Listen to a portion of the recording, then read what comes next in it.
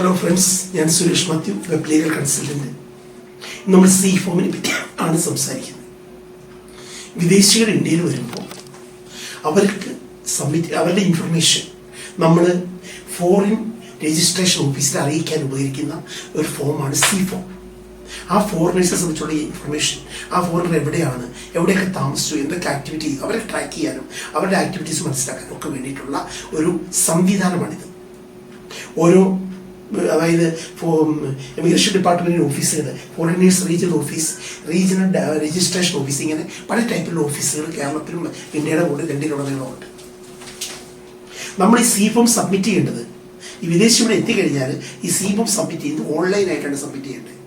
അത് സബ്മിറ്റ് ചെയ്യേണ്ട ഓൺലൈനിൽ സബ്മിറ്റ് ചെയ്യുന്ന സമയത്ത് അതിൽ ആദ്യം ഒരു യൂസർ ഐ ഡിയും പാസ്വേഡ് എടുക്കണം. ഈ കാര്യങ്ങളെല്ലാം കഴിഞ്ഞ വീഡിയോയിൽ കൃത്യമായിട്ട് നമ്മൾ പറഞ്ഞിട്ടുണ്ട്. അതെടുക്കേണ്ട സംവിധാനങ്ങളും കാര്യങ്ങളും. ഇന്നത്തെ വീഡിയോ നമ്മൾ പറയാൻ ഉദ്ദേശിക്കുന്നത്, നമ്മുടെ നാട്ടിൽ നിന്ന് കണ്ടമാനം കുട്ടികൾ പഠിക്കാനായിട്ട് പോകുന്നുണ്ട്, ജോലിക്കായിട്ട് പോകുന്നുണ്ട്. ഏറ്റവും കൂടുതൽ കുട്ടികൾ ഇപ്പോൾ പോകുന്നത് കുട്ടികൾ വിദ്യാഭ്യാസത്തിനായിട്ടാണ് പോകുന്നത്. അങ്ങനെ അവിടെ പഠിച്ച് 2-3 വർഷം കഴിഞ്ഞ് സ്റ്റേ ബാക്കൊക്കെ കഴിഞ്ഞ് ഇവർക്ക് PR കിട്ടും, പെർമനന്റ് റെസിഡൻസി. ഈ പെർമനന്റ് റെസിഡൻസി കിട്ടി 1-2 വർഷം കഴിയുമ്പോൾ സിറ്റിസൺഷിപ്പ് കിട്ടും. എനിക്ക് കൃത്യമായിട്ട് എൻ്റെ ഡ്യൂറേഷൻ എനിക്ക് ഓർമ്മയില്ല, എങ്കിലും PR കിട്ടി ഒരു നിശ്ചിത കാലഘട്ട സമയത്തിനുള്ളിൽ അവർക്ക് എന്തിന് അപ്ലൈ ചെയ്യാം, സിറ്റിസൺഷിപ്പിന് അപ്ലൈ ചെയ്യാം. കാനഡയോ അമേരിക്കയോ മറ്റു എല്ലാ രാജ്യങ്ങളിലും, ന്യൂസിലാൻഡ്, ഓസ്ട്രേലിയ എല്ലാം. അങ്ങനെ സിറ്റിസൺഷിപ്പ് എടുത്തു കഴിയുമ്പോൾ ഓട്ടോമാറ്റിക്കായിട്ട് ഇന്ത്യൻ സിറ്റിസൺഷിപ്പ് വിച്ഛേദിക്കപ്പെടും. അവർക്ക് പിന്നീടില്ല, നമ്മൾ അതിൽ നിന്ന് ഓട്ടോമാറ്റിക്കായിട്ട് ടെർമിനേറ്റ് ചെയ്യപ്പെട്ടു പോകും.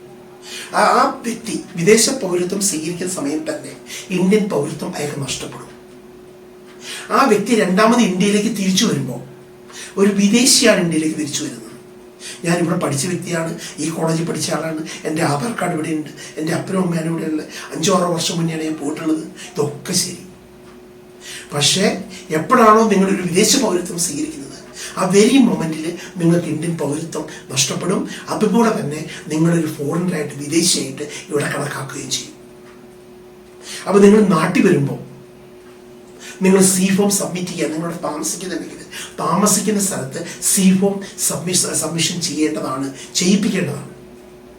നിങ്ങളുടെ ഇൻഫർമേഷൻ നിങ്ങൾ ഫോറിനേഴ്സ് റീജിയണൽ ഓഫീസിൽ, രജിസ്ട്രേഷൻ ഓഫീസിൽ സബ്മിറ്റ് ചെയ്യേണ്ടതാണ്. ഇനി ഇതിനൊരു എക്സംഷൻ ഉണ്ട്.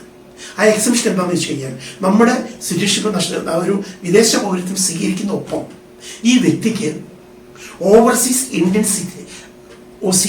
Overseas citizen of India, OCI, അങ്ങനെ ഒരു കാർഡ്, ഒരു രജിസ്ട്രേഷൻ അതെടുക്കാം.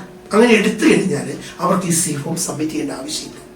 നമ്മുടെ പലപ്പോഴും എന്താ ഉണ്ടാവണമെന്ന് ചോദിച്ചാൽ, നമുക്ക് പൗരത്വമൊക്കെ കിട്ടി കഴിയുമ്പോൾ നമ്മൾ എന്ത് ചെയ്യും, നമ്മൾ ഈ ഓവർസീസ് സിറ്റിസൺ ഓഫ് ഇന്ത്യ എന്നുള്ള കാർഡ്, OC കാർഡ് പലപ്പോഴും എടുക്കാൻ വിട്ടു. അപ്പം അങ്ങനെ അതിലേക്ക് തിരിഞ്ഞു നോക്കിണ്ടാവില്ല. അപ്പം ഇതൊന്നുമില്ല, ഞാൻ എൻ്റെ നാട്ടിലേക്ക് വരുന്നു, എൻ്റെ ഫാദറിനെ കാണുന്നു, മദറിനെ കാണുന്നു, എൻ്റെ ബന്ധുക്കളെ കാണുന്നു, എൻ്റെ നാട് സ്വന്തം, എല്ലാം സ്വന്തമാണ്. പക്ഷെ പ്രശ്നം എന്തുട്ടാ, ഇയാൾ വിദേശിയാണ്. അപ്പം നിങ്ങൾ പൗരത്വം എടുക്കുന്ന വ്യക്തികൾ പ്രത്യേകം ശ്രദ്ധിക്കുക, OC കാർഡ് എടുക്കുക. OC കാർഡ് ഇല്ലാതെയാണ് വരുന്നതെങ്കിൽ, ഇല്ലാത്ത വ്യക്തികളാണെങ്കിൽ ഒരു വിദേശി അനുവർത്തിക്കേണ്ട എല്ലാ കാര്യങ്ങളും നമ്മളും ഈ 5-6-7 വർഷത്തിന് മുന്നേ ഇവിടെ നിന്ന് പോയ സ്റ്റുഡൻറ്റോ ജോലിക്കാരനോ ആരും ആയിക്കോട്ടെ, വിദേശ പൗരത്വം സ്വീകരിച്ചിട്ടുണ്ടെങ്കിൽ ആ സെയിം കാറ്റഗറിയിൽ കണക്കാക്കുകയും സി ഫോം സബ്മിറ്റ് ചെയ്യാൻ വേണം. ഇല്ലെങ്കിൽ നിങ്ങൾ തിരിച്ചു പോകുന്ന സമയത്ത് എയർപോർട്ടിൽ വെച്ച് നിങ്ങൾ തടഞ്ഞു നിർത്തും, നിങ്ങളുടെ ഫ്ലൈറ്റ് മിസ്സാവും, ഒട്ടേറെ പ്രശ്നങ്ങളുമായിട്ട് ബന്ധപ്പെട്ട് വരും. കർശനമായ നിയമം നിലനിൽക്കുന്നുണ്ട്. നിങ്ങൾക്ക് ഒത്തിരി ബുദ്ധിമുട്ടുകൾ അനുഭവപ്പെടും. അപ്പം അതുകൊണ്ട് സ്വാഭാവികമായിട്ടും നിങ്ങൾ പൗരത്വം സ്വീകരിക്കുന്നുണ്ടെങ്കിൽ ആ വെരി മൊമെന്റ് നിങ്ങൾ OCI കാർഡ് എടുത്തിരിക്കണം. അത് വെച്ച് വരുമ്പോൾ നിങ്ങൾക്ക് സി ഫോം സബ്മിറ്റ് ചെയ്യേണ്ട ആവശ്യമില്ല. പക്ഷേ ഈ നിയമം മാറുമെന്നാണ് പറഞ്ഞു കേൾക്കുന്നത്. OCI കാർഡ് ഉള്ളവരും സി ഫോം സബ്മിറ്റ് ചെയ്യേണ്ട ഒരു അവസ്ഥയിലേക്ക് കാര്യങ്ങൾ പോകും എന്നാണ് ഉള്ള സൂചനകളാണ് നമുക്ക് ഈ രജിസ്ട്രേഷൻ ഓഫീസൊക്കെ, ഇമിഗ്രേഷൻ ഓഫീസൊക്കെ കിട്ടുന്നത്. അതിൻ്റെ കാരണം എന്താ വെച്ച് കഴിഞ്ഞാൽ, ഒരാളെ മിസ്സായി കഴിഞ്ഞാൽ, ഒരു വിദേശി മിസ്സായാൽ അപ്പം തന്നെ ആ രാജ്യം ഇന്ത്യ ഗവൺമെൻറ്റിനോട്, ഇന്ത്യൻ എക്സ്റ്റേണൽ മിനിസ്ട്രിയോട് ഇയാൾ എവിടെയാണ്, എന്ത് പറ്റിയെന്ന് ചോദിക്കുമ്പോൾ നമുക്കത് അതിന് ഉത്തരം കൊടുക്കാൻ ബാധ്യത ഇന്ത്യ ഗവൺമെൻറ്റിനുണ്ട്. അപ്പോൾ അത് വരാൻ പോകുന്ന നിയമത്തിൻ്റെ ഭാഗമാണ് വരുന്നത് ഒരു സൂചനയുണ്ട് പറഞ്ഞത്. അപ്പോൾ നമ്മൾ കൃത്യങ്ങൾ ശ്രദ്ധിക്കുന്ന പോലെ ഇതാണ്, നിങ്ങൾ വിദേശ പൗരത്വം എടുക്കുന്നുണ്ടോ, ആ എടുക്കുന്നുണ്ടെങ്കിൽ അപ്പം തന്നെ OCI കാർഡ് എടുക്കുക. ഇനി OCI കാർഡ് ഇല്ലെങ്കിൽ നിങ്ങളിവിടെ വരുമ്പോൾ ഒരു വിദേശി അനുവർത്തിക്കുന്ന സി ഫോം രജിസ്ട്രേഷൻ നിങ്ങൾ ചെയ്യുക. എവിടെയൊക്കെയാണ് നിങ്ങൾ താമസിച്ചിട്ടുള്ളത്, നിങ്ങളുടെ വീട്ടിലാണ്, അത് individual house C form registration, individual houses എന്ന് പറയുന്ന ഒരു കാറ്റഗറിയിൽ നിങ്ങൾക്ക് സബ്മിറ്റ് ചെയ്യാം. ഇത് നിങ്ങൾക്ക് ഉപകാരപ്രദമായി ഞാൻ കരുതുന്നു. For the time being, good bye.